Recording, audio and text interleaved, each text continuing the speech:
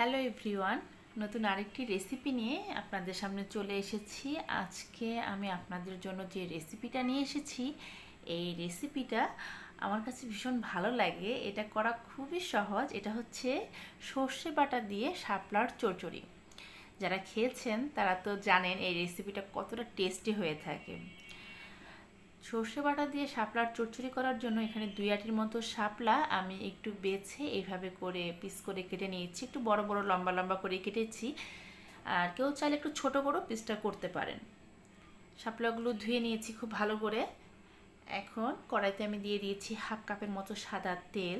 তেলটাকে প্রথমে খুব ভালো করে গরম করে এখানে আমি 1 চামচ কালো জিরা দিয়ে দেব। এই কালো জিরাটা কিন্তু অবশ্যই ফোড়ন হিসাবে দিবেন, তাতে করে এই শাপলার চচ্চড়িটা দিয়ে খুব সুন্দর একটা কালো জিরার স্মেল আসে এবং খেতেও কিন্তু ভীষণ ভালো লাগে। কালো জিরাটা দিয়ে আমি এই তেলের মধ্যে একটুখানি ভেজে নেব। যখন দেখবেন কালো জিরা দিয়ে খুব সুন্দর স্মেল চলে এসছে, আমার ধুয়ে রাখা শাপলাগুলো আমি দিয়ে দিচ্ছি। আজকে এই শাপলাটা আমি সর্ষে বাটা দিয়ে করছি। আপনারা চাইলে সর্ষে বাটার পরিবর্তে চিংড়ি মাছ দিয়েও কিন্তু এই রেসিপিটা করতে পারেন, সেটাও খেতে ভীষণ ভালো লাগে। ওই রেসিপিটা কোনো একদিন আমি আমার চ্যানেলে আপনাদের জন্য আপলোড করে দেব। আমি শাপলাগুলো এখানে দিয়ে দিচ্ছি। আমার এই রেসিপিগুলো যদি আপনাদের ভালো লেগে থাকে তাহলে আমার চ্যানেলটা সাবস্ক্রাইব করে পাশে থাকা বেল আইকনটা ক্লিক করে আমার চ্যানেলের সাথেই থাকবেন। আমি যখনই আমার চ্যানেলে কোনো নতুন ধরনের ভিডিও আপলোড করব, আপনি সবার আগে নোটিফিকেশন পেয়ে যাবেন। এখন শাপলাটাকে আমি হালকা একটু মিক্সড করে দিচ্ছি। এই শাপলা ভাজিটা আমার কাছে গরম ভাতের সাথে খেতে ভীষণ ভালো লাগে। যারা শাপলা পছন্দ করেন তারা তো এইভাবে করে থাকেনি। আর যদি কেউ এখনও সর্ষে বাটা দিয়ে শাপলাটা অনেকেই ট্রাই করেননি, তাহলে একবার হলেও এই রেসিপিটা ট্রাই করবেন। আশা করি আপনাদের ভালো লাগবে। এখানে আমি কিছু গুঁড়ো মশলা অ্যাড করে দিচ্ছি। প্রথমে দিয়ে দিলাম 1 চামচ হলুদ গুঁড়ো, সাথে দিয়ে দিলাম 1/2 চামচের মতো শুকনো মরিচের গুঁড়ো, আর দিয়ে দিয়েছি স্বাদ মতো লবণ। লবণটা একটু পরিমাণ মতো দেবেন, লাগলে কিন্তু লবণ পরে অ্যাড করা যাবে। এখন এই সব কিছু আমি খুব ভালো করে শাপলার সাথে মিক্সড করে দিচ্ছি। অনেকে শাপলা ভাজি করে আমি দেখি শাপলাটাকে একদম গলিয়ে ফেলে, অনেকটা ভর্তার মতো করে ফেলে। বিশ্বাস করুন ভিউয়ার্স, দেখতেও একটু ভালো লাগে না, আর খেতে তো ভালো লাগেই না। আমার কাছে শাপলা গলে গেলে একটুও স্বাদ লাগে না। শাপলাটা একদম আস্ত আস্ত ডাটার মতো থাকবে, তাহলে খেতে ভালো লাগবে। আমি অনেকখানি ভাজি করে নিয়েছি শাপলাটা। যখন প্রায় 60% মতো হয়ে আসবে, এখানে আমি সর্ষে বেটে রেখেছিলাম, সাদা সর্ষে বাটা। এখানে 2টা কাঁচামরিচ আর লবণ দিয়ে আমি সাদা সর্ষে বেটে রেখেছি।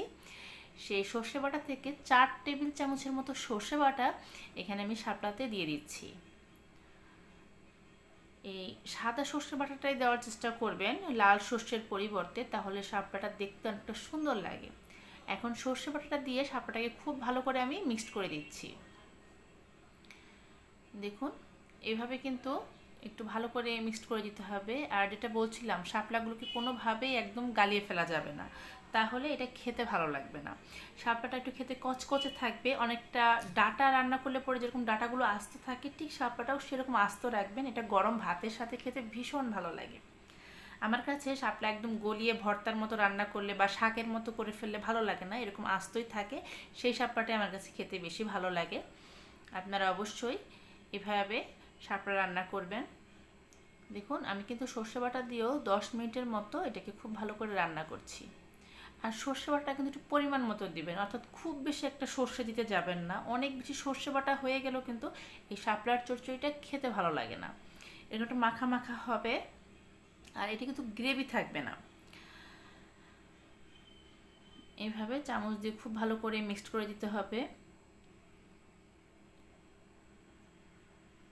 এই শাপলার চচ্চড়িটা যদিও সিম্পল একটা রান্না, কিন্তু আমি দেখেছি অনেকে এটা প্রপার ওয়েতে ঠিকমতো রান্না করতে পারে না। আপনারা যদি আমার এই রেসিপিটা স্টেপ বাই স্টেপ ফলো করেন, একদম বাসায় এইভাবে আপনারা শাপলার তরকারিটা রান্না করতে পারবেন। আশা করি আপনাদের ভালো লাগবে। আমি বেশিরভাগ এই শাপলাটা সর্ষে বাটা দিয়েও রান্না করে থাকি, আবার চিংড়ি মাছ দিয়েও কিন্তু এটা খেতে ভীষণ ভালো লাগে। আমি চিংড়ি মাছ দিয়েও রান্না করি। আপনারা চাইলে চিংড়ি মাছ দিয়েও ঠিক সেম রেসিপিটা এইভাবে রান্না করে নিতে পারবেন। যদি কেউ একটু গ্রেভি রাখতে চান এই সময় নামিয়ে নেবেন, তবে আমি একটু শুকনো শুকনো পছন্দ করি। আমার এখানে শাপলাতে খুব একটা গ্রেভি থাকলে খেতে ভালো লাগে না, তাই যতটুকু জল বের হয়েছে এটা আমি একদমই ড্রাই করে ফেলবো, এটা একদমই শুকিয়ে ফেলবো। দেখুন আমি শাপলাটা একদম ভাজা ভাজা হয়ে গেছে, প্লেটে সার্ভ করে নিয়েছি। দেখতে কতটা সুন্দর আছে এবং প্রত্যেকটা শাপলাই কিন্তু দেখতে একদম আস্ত আছে।